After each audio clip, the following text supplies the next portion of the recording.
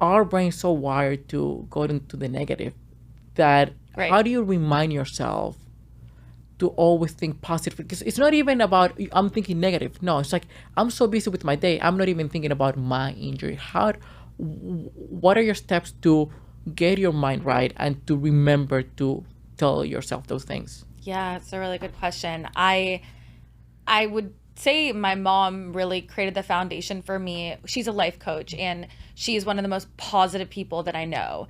And ask her anything negative, she will find positivity in it.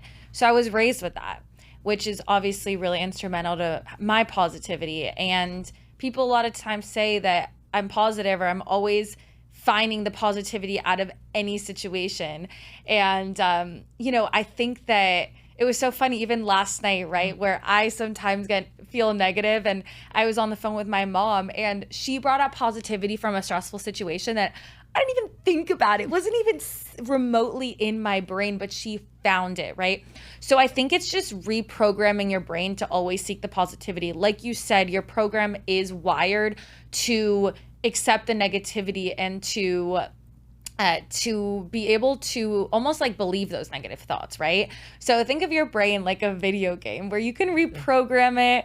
And you like going back to that mind control, it's how can I reprogram my brain to not only seek positivity but also find the positivity in everything. So if maybe that's something that's not innate to you, or you're used to really seeking negativity and it's not necessarily your fault, that's just kind of how our brains are programmed.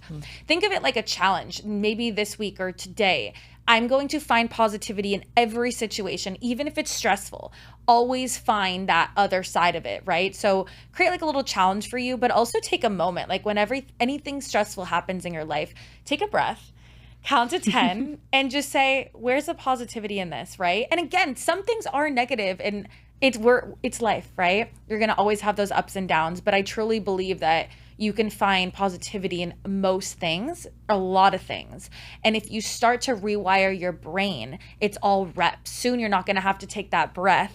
You create a habit after a certain amount of time. And then not only do you start to think more positively, but just like we started talking about energy, when you think more positively, you're also producing this amazing positive energy within yourself that translates to people around you, and it's going to bounce back and forth.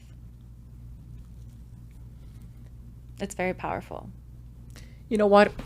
That reminded me of a video watch. There's this YouTuber who is psychologist, but is also Indian American, and he mentioned something about that.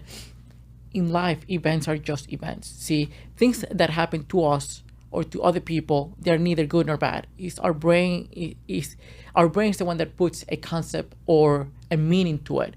So if you break your foot, well, that's neither good nor bad. It's just an event. But if your brain's like, crap, now I need to wear a boot, now I need to do this, now I need to do that. But on the flip side, you could, as you said, find the positive thing, and sometimes, by the way, it's hard to find a silver lining, because even when you lose a loved one, what could be the silver lining? And Right. yeah, but you need to make the effort and try to find one, and sometimes it's tough. Sometimes, like you said, losing a loved one, right? You're like, how can that be positive? And maybe there is no positivity in that. Maybe there is just nothing you could come up with, and that's okay too, right?